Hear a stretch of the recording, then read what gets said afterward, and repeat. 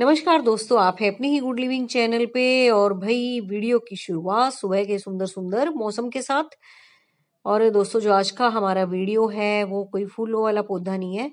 वो ऐसा पौधा है जो कि सबके पास जरूर होना चाहिए। और जिसको कि होम डेकोर का शौक है, हैंगिंग बास्केट लटकाने का शौक है, या छोटे छोटे गमलों में इस तरह से भरे भरे पौधे जिसको पसंद है ना, उनके लिए तो वही बेस्ट प्लांट है। तो इसका नाम है अभी एस्पेरेगस, जिसको कि हिंदी में शतावरी बोलते हैं। और इसकी बहुत सारी वैरायटी आती है दोस्तों। तो ये जो वैरायटी है ना, ये वाली परफेक्ट है हैंगिंग बास्केट के लिए, छोटे छोटे गमलों के लिए। या जैसे मैंने इसमें लगा रखे हैं, एक हॉरिजॉन्टल सा एक गमला है। और अब शुरुआत में जब मैंने लगाए थे ना, बिल्कुल इसमें लग भी नहीं रहा था इसमें कोई बल्ब भी होंगे। दो चार ही बल्ब थे। और अब ये देखो कुछ ही दिनों में पूरी की पूरी जो ये है आइटम, इसको इसने एस्पेरेगस के पौधे ने कवर कर लिया है। तो इतने सुंदर प्लांट है दोस्तों ये। तो जिसके पास है उनको पता ही है कि कितने प्यारे लगते हैं ये। और जिसके पास नहीं है भाई, वो जरूर लेके लाके लगाओ।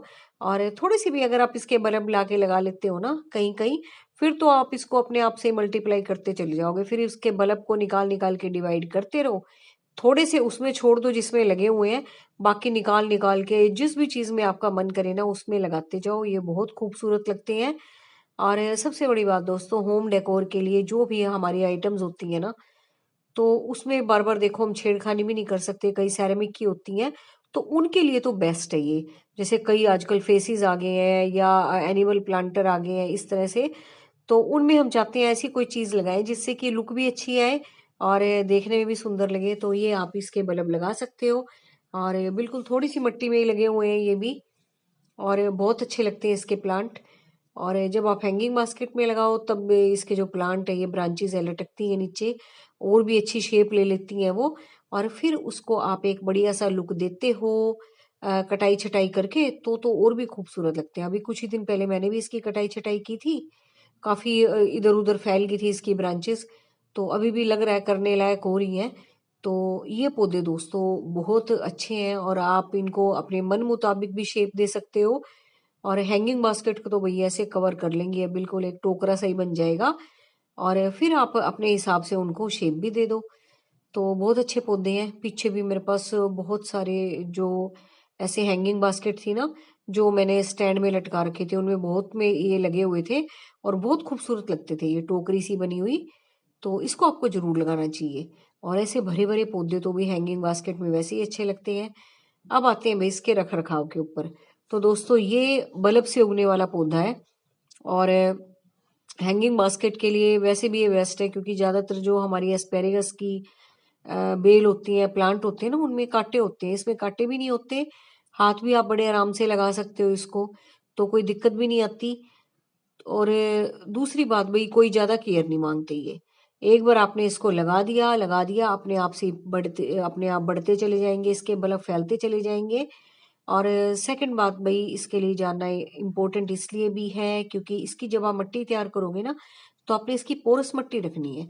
कोई भी दोस्तों हमारा बल्ब वाला पौधा हो, ये नहीं और भी कोई हो, जितनी आप हल्की मिट्टी रखोगे ना, मॉइस्ट के साथ साथ, मतलब एरी भी हो मिट्टी, और ज्यादा मतलब चिपके ना, हाथ से टच करके देखो तो इस तरह की मिट्टी अगर आप बनाते हो ना, तो इसके बल्ब या किसी भी बल्ब वाले पौधे के जो बल्ब होते हैं ना, वो जल्दी ग्रो करते हैं, क्योंकि उन्हें एक अच्छा मीडियम मिलता है।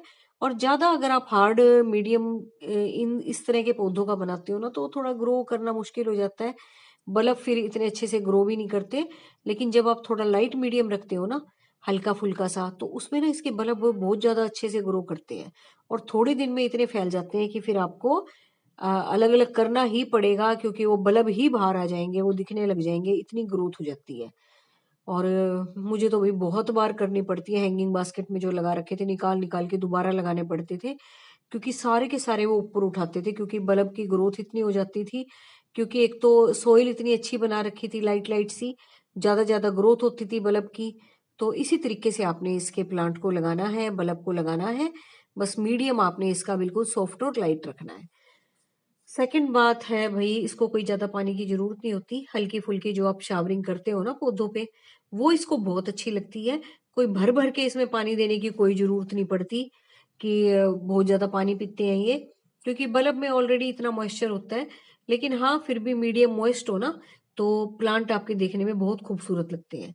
हाँ, जैसे आप शावरिंग से पानी दोगे तो कुछ तो इसके सॉइल के अंदर ही जाएगा, उससे मिट्टी मॉइस्ट हो जाएगी। और फिर जो ये छोटी छोटी सी इसके पत्तियां है ना, इन पे अगर पानी गिरता है तो धूल मिट्टी भी, देखो अगर इतने बारीक पौधे हैं तो धूल मिट्टी भी ज्यादा जमा होती है, उससे ना फिर ये धूल मिट्टी भी हट जाती है और ये बड़े फ्रेश फ्रेश लगते हैं, जो कि इनकी खूबसूरती है। इसी वजह से हम ये पौधा लगाते हैं कि देखने में अच्छा लगता है, ये फ्रेश ग्रीन सा लगता है। तो वो आपने क्या करना है, शावरिंग करके इसको पानी देना है। और तीसरी बात भाई, ये पड़ते बहुत जल्दी से हैं, तो कटाई छटाई करके अगर आप इसको मेंटेन करके रखोगे तो देखने में भी खूबसूरत लगेंगे। तो जिस भी चीज में आप लगाते हो ना, उसी की शेप ये ले लेते हैं। फिर थोड़ा बहुत अगर आपको लगे कटाई छटाई की जरूरत है, फिर वो आप अपना सीजर से हल्के हल्के हाथों से कर दो, शेप सी दे दो इसको। और ये देखो, इस डब्बे में तो कोई खास मट्टी भी नहीं है, थोड़ी सी बल्ब मैंने लगाए थे जब मैं इधर आई थी। और अब ये देखो पूरी की पूरी ये टब सी भर गई है, और देखने में भी कितने अच्छे लग रहे हैं ये। तो इसको आपको जरूर लगाना चाहिए।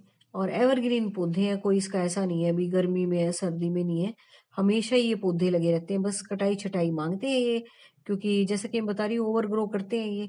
और सर्दियों में थोड़ा सा मुझे लगता है कि थोड़ी सी रफनेस सी आ जाती है इसमें, खत्म तो नहीं होते, रफनेस सी आ जाती है इसमें, तब आप इसको शेप देके छोड़ सकते हो हटा के पत्तियां।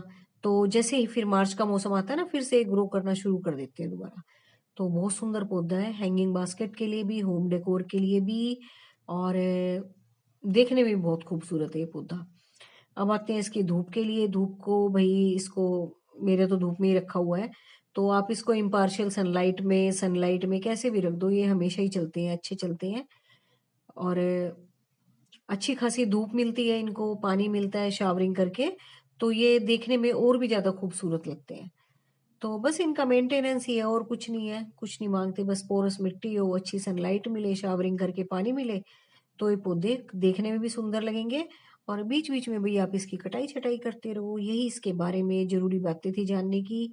अब जिसके पास है उसके खूब और ग्रो कर रहे होंगे, वो आप उनको मल्टीप्लाई कर लो बल्ब को।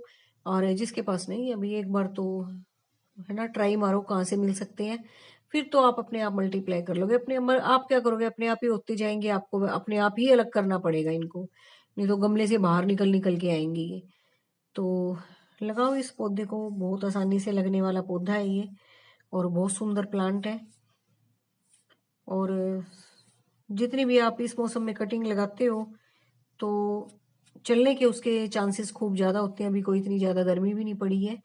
और भी पीछे मैंने कुछ कटिंग लगाई थी, वो मैं भी आपको दिखाती हूँ, थोड़ी बहुत ही लगाई थी, तो वो भी सारी अच्छी अच्छी ग्रो कर रही हैं।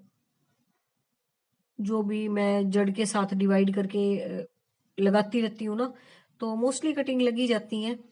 तो फिर भी फेंकनी नहीं चाहिए, लगाते ही रहना चाहिए। ये देखो, एक कटिंग ये लगाई थी एलिफेंट ईयर वाले की, ये भी चल पड़ी, इसमें पत्ते आ गए हैं। इनकी डंडियां भाई मैं तोड़ती रहती हूँ, जैसे कि मैंने बताया था ना कि इसकी पर्सलेन की डंडियां तोड़ते रहो और लगाते रहो। देखो छोटी छोटी और लगा रखी है मैंने। और ये जो मैंने प्लूमेरिया की कटिंग लगाई थी, इसमें भी देखो पत्ते आ गए हैं छोटे छोटे। यहाँ से भी मैं कटिंग काट काट के अलग अलग लगाती रहती हूँ। तो बस मिलते हैं नेक्स्ट वीडियो में। Thank you very